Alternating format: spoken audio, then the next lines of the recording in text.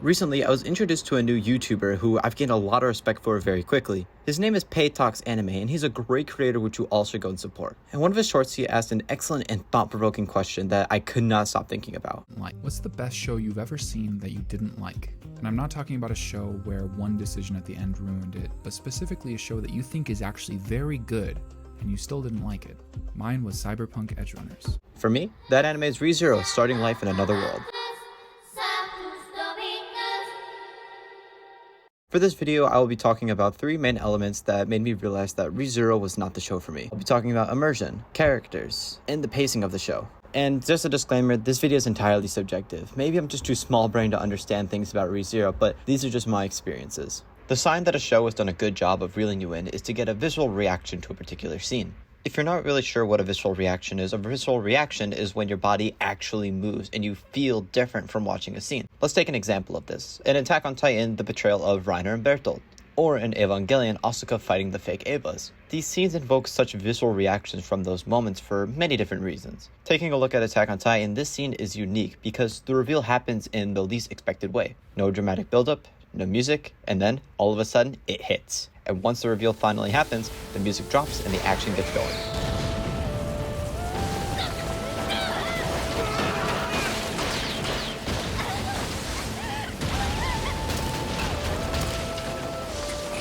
The reveal makes you question if what you saw just actually happened. It makes you rethink everything you know about the show. Let's take a look at Evangelion. Asuka is fighting for her life against the fake Evas. She only has one life and has no way of returning, so this entire sequence has stakes to it. For the majority of the fight, she's actually winning against the fake Evas until the Spirit of Longus, sorry if I said that wrong, stabs her, to which she lets out this heart-crushing and aching scream.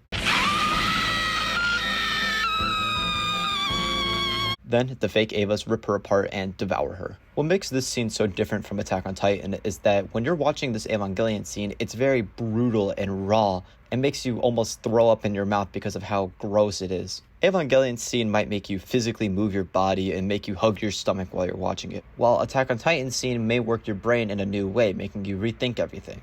But for me, when I watch ReZero, I never got that feeling. The central scene that is constantly praised online for being the visceral reaction scene is where Subaru gets decapitated by Puck. The gorgeous visuals, the soundtrack playing, and the build-up to the scene were incredible and very well done. But when I watched it, I felt nothing. No emotion escaped my body. I believe that one of the biggest compliments a show can receive is that you stop remembering that you're watching a show. And with the other shows I listed, you get that type of moment, not only in the scenes I just talked about, but in many other scenes. But I never felt that way with ReZero. I could always remember that I was watching a show, and that ultimately killed my enjoyment. Let's not forget that as the viewer, I'll always know that Subaru can come back from death.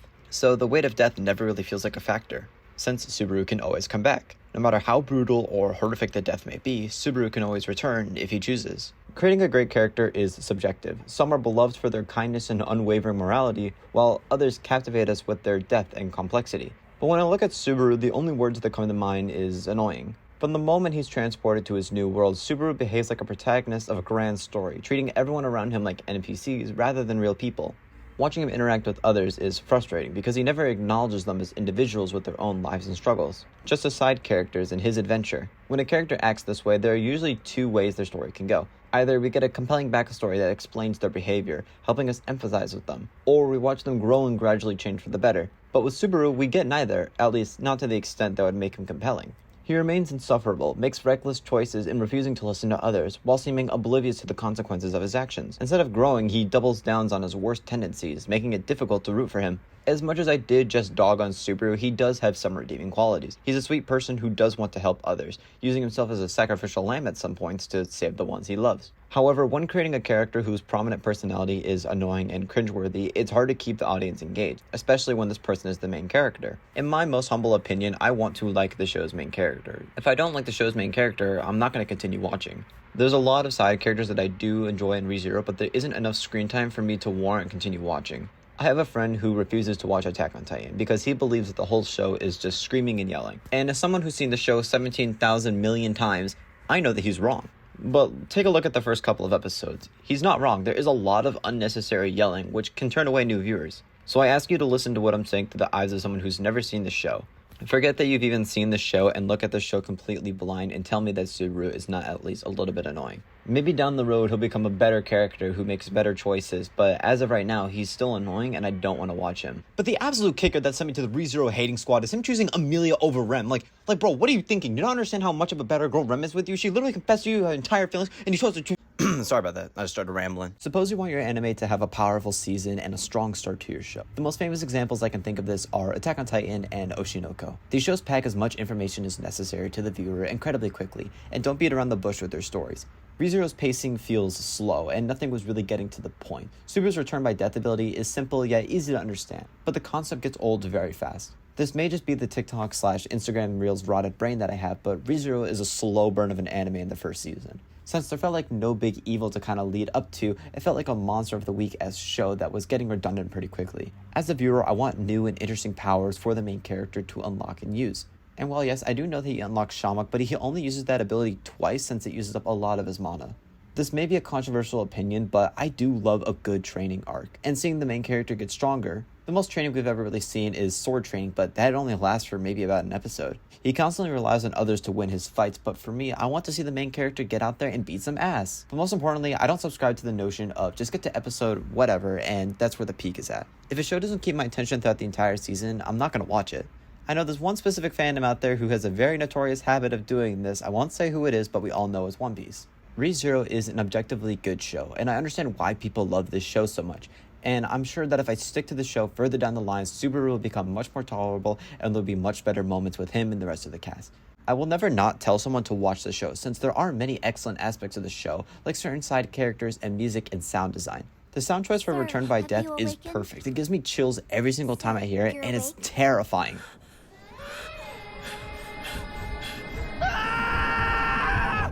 And the animation is also incredible. The white whale fight was such a joy to watch, and the butler absolutely carried that scene. And his backstory was also amazing. In some background shots, a lot of characters are CG, and while this could be a certain challenge for some studios, Blue Lock, ReZero does a great job at making the background characters look great. Subaru also has a horrifyingly realistic reaction to things like waking up from his return by death, specifically the scene where he loops from where Rem dies to save him. Subaru does have some fantastic moments in the show, but not enough to allow me to continue watching, like I stated earlier. I want to reiterate, this video isn't meant to stop you from watching ReZero. I'm just sharing my thoughts and impressions on the show. Please give the show a chance and you might actually like it. But before you go, I want to leave you with the same question and we can discuss about this in the comments below. And if you're a ReZero fan, please feel free to roast me in the comments below. But before you do, answer this one question. What's the best show that you've ever seen that you didn't like?